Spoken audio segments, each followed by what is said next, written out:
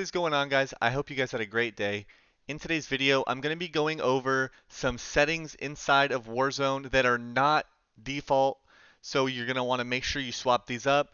Now, these settings are just quality of life. These are going to help your game flow much better while you're inside the game. These are not graphical settings. These are just settings to help you improve at the game in general. If this video does help you guys out, make sure to smash the like button, comment down below what other videos you guys want to see similar to this, and don't forget to subscribe as well. It helps me out a ton. And with all that being said, let's get straight into these settings. Now, the first setting inside of Warzone that you're going to want to change immediately is ADS sensitivity transition timing. Now, it is defaulted to after zoom. You're going to want to change this to instant. You want to make sure it's not on gradual or after zoom. Now, what this means is that if you play on a ADS sensitivity higher or lower than 1, you obviously want to be making your ADS sensitivity as precise as possible.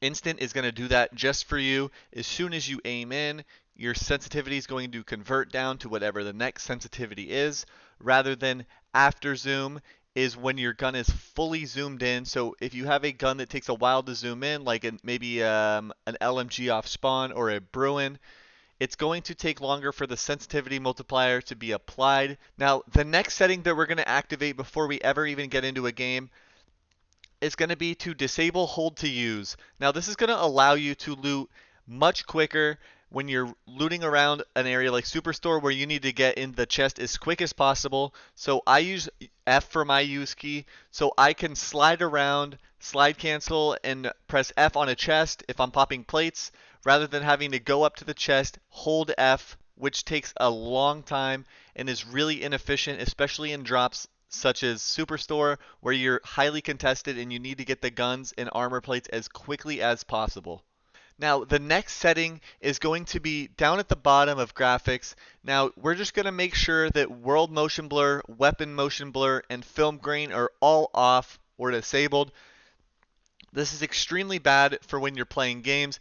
As you can see with world motion blur on these images right here, motion blur, you can't even really see when you're moving around. And like I said before, in places like Superstore, or even if you land safe and you just need to know where people are at, you're not going to be able to see anything when you're turning. And especially if you see players like Jowo or Huskers, they're constantly moving around, whipping their controller or mouse around. So you're going to want to make sure that you can see everything, especially if you're trying to ENAS around, avoiding shots. Now, the next setting that we're going to want to put on inside of our Warzone is going to be under the automatic sprint tab. So it's defaulted to disabled. We're going to want to turn this on to automatic tactical sprint. Now, what disabled does is obviously you have to press shift or whatever your run button is. And then on top of that, you have to double tap your sprint button in order to get the tactical sprint, which allows you to run faster overall. So with automatic tactical sprint on, it'll just immediately start running, which will allow you to not have to press shift, which is an open keybind that you can put on something that is harder for you to press. Like if you want to put reload on that, or if you want to put stuns or grenades, you can definitely put that on shift since you won't need to use that anymore.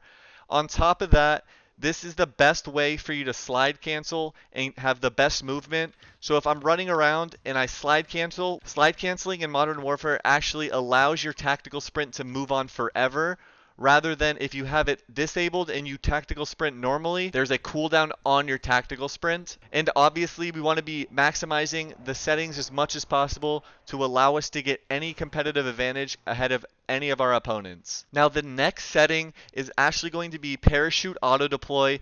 Now, this is one that I recommend you practice in a couple plunder matches. It gets a little funky to get used to, but it's defaulted to enabled. I would definitely turn this disabled, as I'll show you why. You can get an advantage over your opponents when you're dropping in. If there's a chest and they have auto deploy enabled, you will get the chest 100% of the time because their parachute is going to deploy a lot higher than if I'm deploying it myself. I'm going to show you guys what that looks like right now.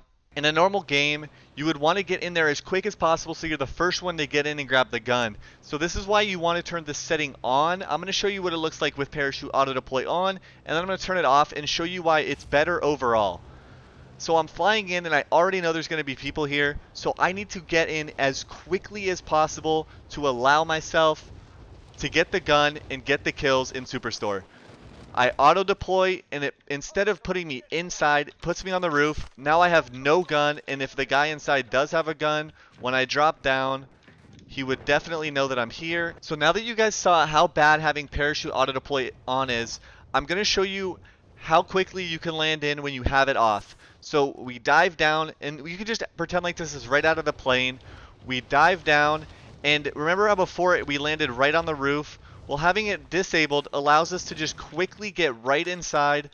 I pulled my parachute right here, just a quick slide right down into the building, as opposed to landing on the roof. And then now I just have no gun, which would therefore, of course, I'm going to die. If someone gets a gun like the FFAR or the Milano early game, I'm 100% dead with a pistol. Now, the next two settings inside of the game is going to be under weapons and equipment. And equipment behavior and aim down sight behavior, you're going to want to turn both of these on hold. Now, what this does, in my opinion, it allows for my game to be a little bit more smooth, as if I turned it on toggle, when I go to throw a grenade, I would have to press my keybind for it, and then when I'm ready to release it, I'll have to throw it again. Same as aim down sight. If I'm quickly running through a building and I need to aim in quickly in peak angles, I don't have time to be aiming and then clicking the aim button again to unscope. So these both need to be turned on hold rather than toggle. Now, the next setting that is defaulted inside of Warzone is armor plate behavior. Now, this is set to apply one at a time. You're going to want to make sure that it is applying all of them when you click your armor plate bind. Now, what applying one does is, you'll see right here, it applies obviously one at a time, and then pulls your gun back out, which you would then have to hold your keybind button again for, which is a massive waste of time. So again, I press it again, and it pulls my gun back out after I press it one more time. I do it again, and now my plates are done. This takes so much longer than if I have it enabled. It'll just quickly toss all my plates inside my plate bundle. So now when we turn it on, we'll see how much faster it really is to pop all of your armor plates. It just quickly goes in. All I have to do is hit my keybind one time, and then it just goes in without hitting anything else. So if I'm getting chased around and I quickly need to pop as many armor plates as I can, if someone's pushing me, I don't have time to keep hitting my keybind, because it's obviously going to take longer, and that could be the difference if I'm able to pop an extra armor plate in a fight, or if I'm not able to pop an extra armor plate. Now, the very last setting that we're going to go ahead and change is our audio mix. We're going to make our audio mix from studio reference, and we're going to change that to boost low. Now, it is technically personal preference, but I've noticed severe difference in boost low to something like boost high in terms of audio footsteps, how distinct they are in game. So if you hear a footstep, you 100% know that it is a footstep rather than maybe an ambient background noise that's within Warzone. So that is going to wrap up today's video, guys. I hope you guys enjoyed these settings. If these do help you out, drop that in the comments down below so I know I should make more videos like this. If you guys enjoyed, make sure to smash the like button. It helps me out a ton. And if you're feeling really generous, I would appreciate if you guys hit the sub button. But with all that being said, I'll see you guys in the next video. Peace.